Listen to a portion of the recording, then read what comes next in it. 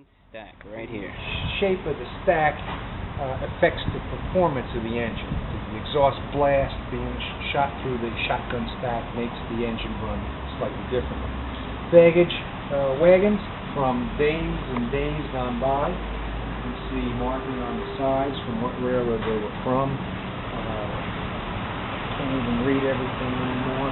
Switch stand that we can unlock and get Tommy with his key to unlock. The switch stand. A lantern would go on here. One of these lamps from the case would sit on. So at nighttime you'd be able to tell which direction the flags were. Collection of bells. Some of the fellas are heavily involved in collecting the bells, and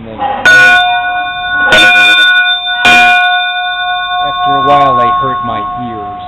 Notice the ping, the bell shape itself gives that high pitch. Hear it continue to ring. You can hear the reverberation. That is strictly from this shape of the bell.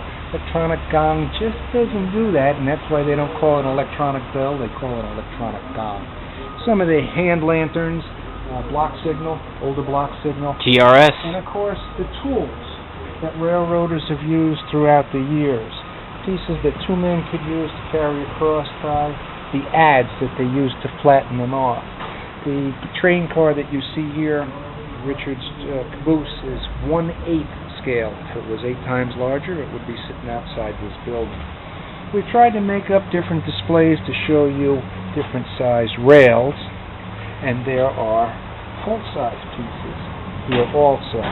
Tried to show you different brass steam whistles, the lamps that car inspectors would use, and the tools that the men would use, for instance, to set a rail that had twisted on its side back up. Notice the girth of the handle. Notice, think in your own mind how strong you need to be to handle these tools. The mechanism here came from the scale house in Hialeah Yard. It was a CSX, approved by CSX.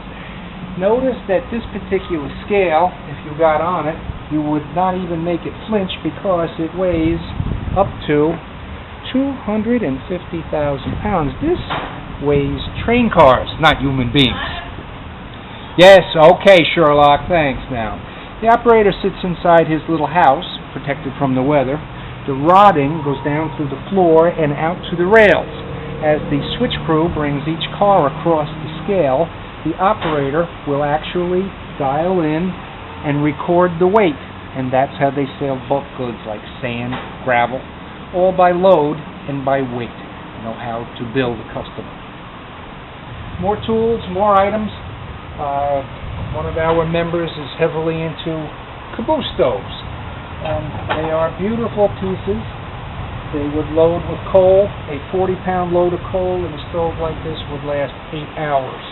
Would give Caboose stove would have a large base on it, prevent tipping over. Again, a large base would be on a train car.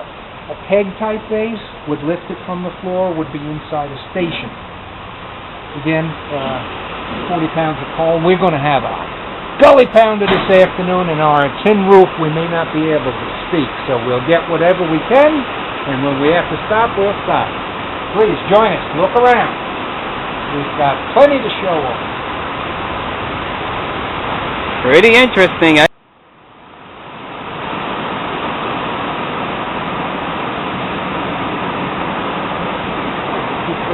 Now, this is the day that we brought her up here.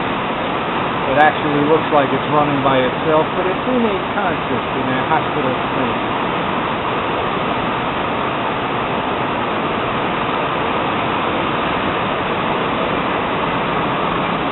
Notice that we were speaking about pacing before.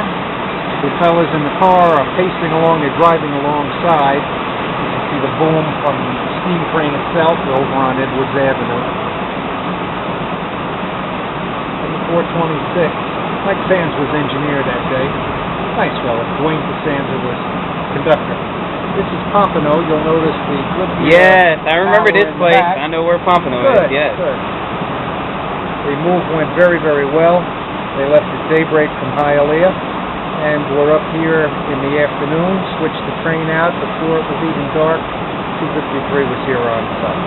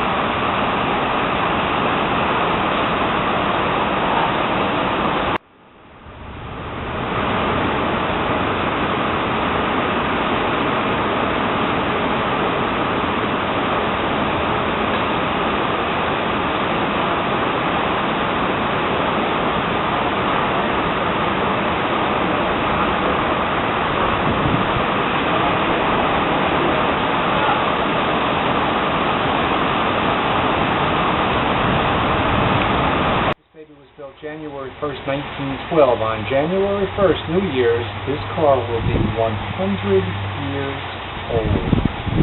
I grew up on these cars with the rivets and the steel rather than the stainless. I grew up, my grandfather was a conductor, and he used to work on this platform, and that's how I grew up as a kid. My father was up in the engine, my grandfather was a conductor. Come on in!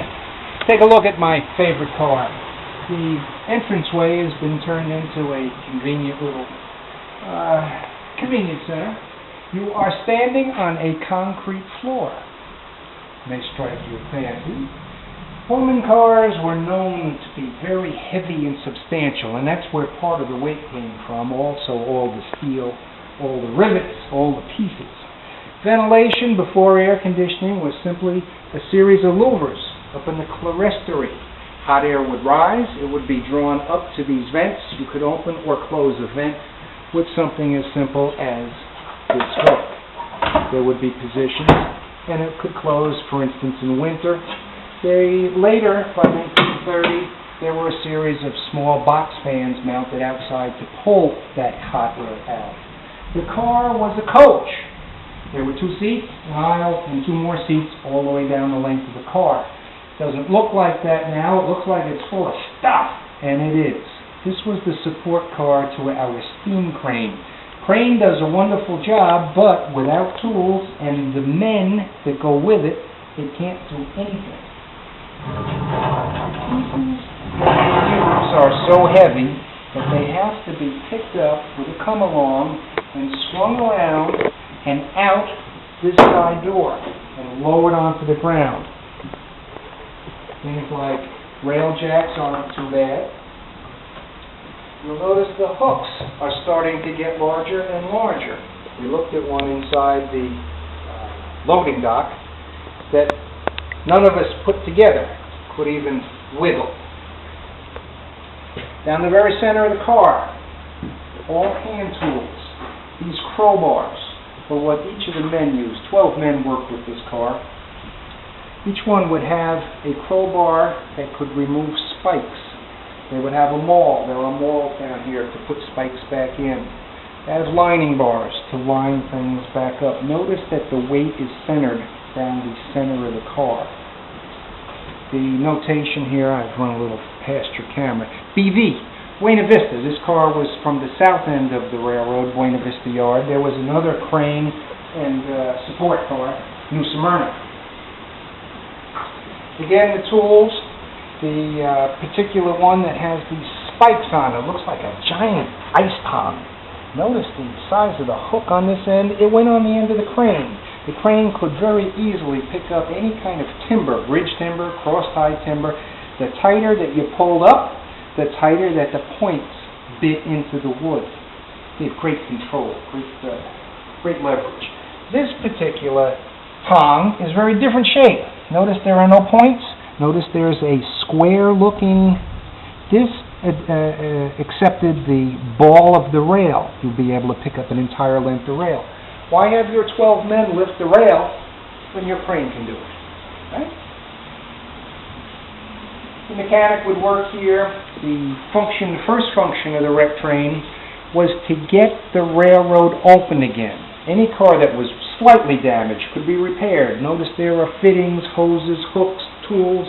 The mechanic would repair whatever he could, get those cars rolling. The ones that were seriously damaged would be lifted, shoved, some manner or another, out of the way. Then the rails would be restored and the trains could get going. Then when they had the railroad moving, they could go back and clean up the last of the site. The 2 units here are locomotive jacks. Think of the bumper jack that you use to change a tire on your car. Now look at the size and mass of these. The handle on here is strictly to steer it. It's not to jack this up. There is so much to it that I need that hose. Goes onto the train line, and 100 pounds per square inch of air are added here, and that's how we lift a 100-ton locomotive, not by trying to jack it up and down. Again, there's a doorway here on rollers, and a gantry crane to swing in and out, load anything on and off. The old-time baggage handling skids. Notice the heavy steel wheels and the little plates. They could skid big boxes, heavy boxes full of crates, full of nuts and bolts. All the nuts and bolts and pieces here. Look at the size of these wire loom fittings, these shackles, pins, clevis pins. Massive. You're thinking of a clevis pin, for instance, for your lawnmower, the little gear on your lawnmower. Look at the size of this baby. That's going to take 2 hands to pick that baby up. Guys should look at all this stuff. When this car was originally built, it was a straight coach. By about 1917, they added this compartment. It's my favorite place on the entire train. Come on in. How would you like to ride across the country in your own private compartment? Notice the clerestory up again for ventilation. Notice the round crystal lens for illumination. Have plenty of light. We've added triple bunk bed for our workers, guys that don't want to drive back to Miami, want to stay over and not get a hotel room in town. We can get them in here. This was for the rec foreman later on. Originally it was the ladies' lounge. In 1917, it was not proper for the ladies to have a cigarette in public, so they came in here. Again, you can feel concrete flooring under your feet. I'm going to prop this open. I'm not sure if you can get a good look here or not. This is the lavatory at this end of the car. There's one at each end. It's pretty Spartan, but it's bigger than what you get on an airline. And you get a window, too. Which ain't too bad. People back then, you didn't really have a lot of space. You're on a train and you're not going to get a lot of space now either. Just the way of life. And that's where you went to flush the toilet. There is no back thing, you know, you see the lever and it goes all the way down right to the toilet and boom, there you have it. It did then too. When you went across a trestle, guys who were fishing in their rowboat, they want to cover up. Track workers, oh, when the train came, they wanted to cover. They didn't want anything. They didn't want any waste. We are going to step out onto the vestibule again. Remember we talked about vestibule on either end. The Dutch doors here will open. The trap, this particular piece will come up. And below it, I'm not going to open it now because it's raining, but we will show it to you later. And there's a stairway to the ground. So if we're at a countryside platform, you can step down. If we're in a city, you can step directly across. I'm going to let you go first on this one. Go ahead and duck through real quick. Yep, attaboy. And we are changing eras. We are no longer in 1912. This car was built in 1949. This is the Fort Ribault. It was an FEC diner. If you turn around and look, there is pantry here, linen closets, supplies, all the things that a steward would need, liquor cabinet here in the back, and our dining room itself. After the war years, the railroad got away from square tables that seated 4 around on either side. Typically 11 tables to a car, 44 people to sit for each meal. This car was something different. Everybody was really proud. They had seats and a serpentine wiggle. Put 2 on this side. Spacious, chance to spread out, and luxurious.